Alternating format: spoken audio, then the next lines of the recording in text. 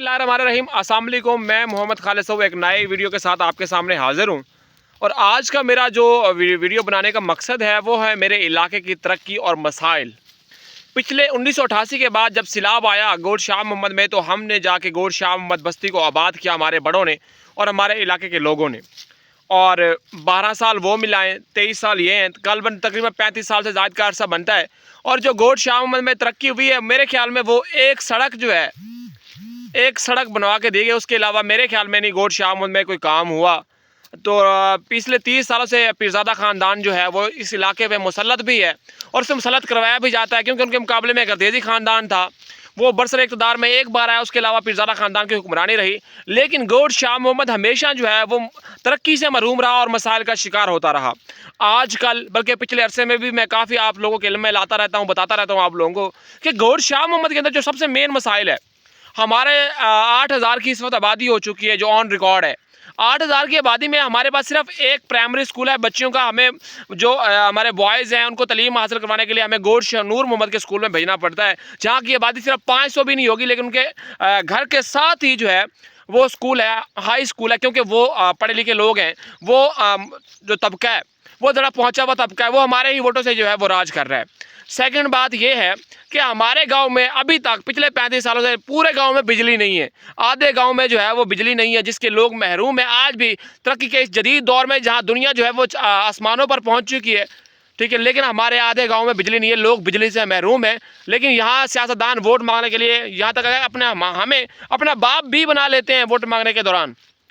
उस वक्त हम उनके बाप बन चुके होते हैं। वो आते हैं 5 साल, हमारे 1 महीना आते हैं, हमारी मिन्नतें जारियाँ हर कुछ करते हैं, लेकिन 5 सालों में हमारे हल्के को भूल जाते हैं। मैं उन तमाम सियासतदानों को, उन तमाम मुनाफिक सियासतदानों को, उन तमाम बेगैरत सियासतदानों को ये बताना चाहता हूँ कि आप लोग अगर वोट मांगने आते हैं तो उस दौरान, वोटों के दौरान किए हुए वादे भी पूरा किया करें कौम से।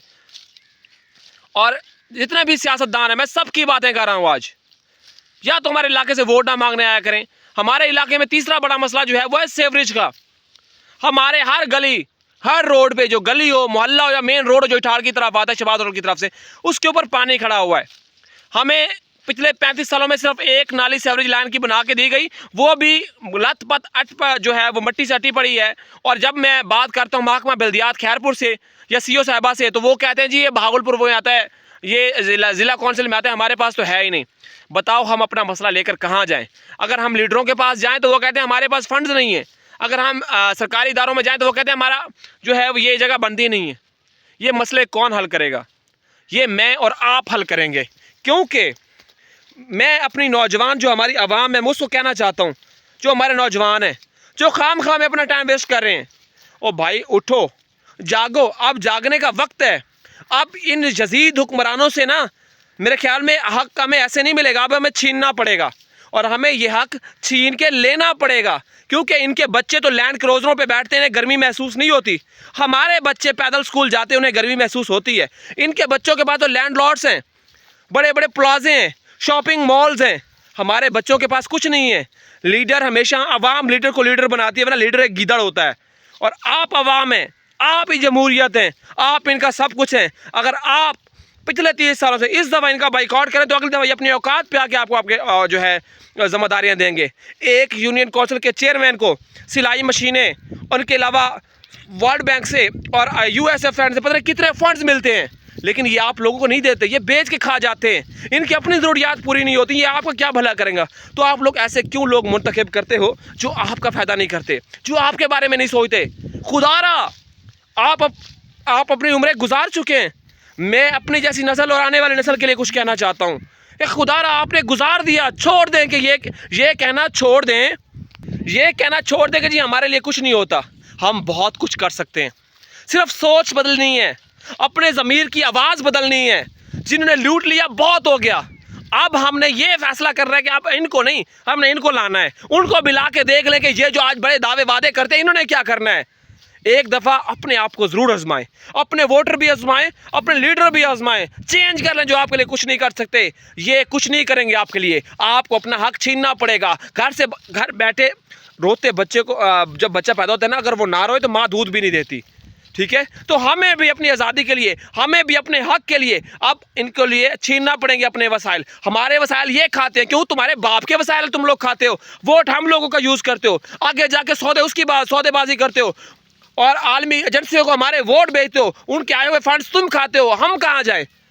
हमारा हक देना पड़ेगा। और हम इस दफ़ा गोट शाह मोहम्मद की इंशाल्लाह नौजवान को जगाऊंगा, जिस तरह जगाने की कोशिश करो, कभी तो जागेंगे, कभी तो आज़ादी मिलेगी। हर अंधारी रात के बाद सुबह की रोशनी होती है। इंशाल्लाह गोट शाह मोहम्मद के ये जो नौजवान है, इंशाल्लाह एक दिन इनको भी पता चलेगा कि हमारा हक क्या था। और जिस दिन गोट शाह मोहम्मद के नौजवान जाग गए, जिस दिन उन्होंने अपने लीडरों से अपना हक मांगना शुरू कर दिया, उस दिन यहाँ पर किसी की चमचागिरी नहीं चलेगी, उस दिन किसी के यहाँ चमचे बन के नहीं घूमेंगे। और ये जो हमारे बड़े घूम रहे हैं ना, जी फलां ने ये कर दिया, फलां ने ये कर दिया, बताना चाहता हूँ, और बैठ जाओ घर, नौजवानों को फैसला करने दो। ये पाकिस्तान अब नौजवानों का है और अब नौजवान इंशाल्लाह गोट शाह मोहम्मद को मेरे साथ मिलकर आज़ाद करवाएंगे। और इंशाल्लाह मेरा वादा है, मैं किसी सियासतदान को अपने जूते की नोक पे भी नहीं रखता।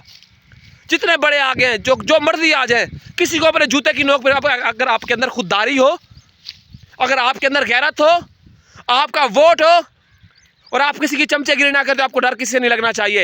ये जेलों में बंद करवा लेंगे, ये घर तोड़ देंगे, ये जान से मार देंगे, इससे ज़्यादा तो कुछ नहीं कर सकते। क्यों डरते हो इन लोगों से? ये खुदा है, मेरा अल्लाह ऊपर खड़ा हुआ है। जिस दिन मौत आनी है उस दिन आनी है। जो रात कब्र में है वो बाहर नहीं गुजरेगी। डरो मत, घरों से बाहर निकलो और अपने हक के लिए लड़ो। इंशाअल्लाह हम सब मिलकर जागो तहरीक के जरिए अपनी आज़ादी हासिल करेंगे। वस्सलाम, बहुत शुक्रिया। और आपकी दुआओं का, आपकी हिम्मत का, आपकी सपोर्ट का तलबगार खालिद सो।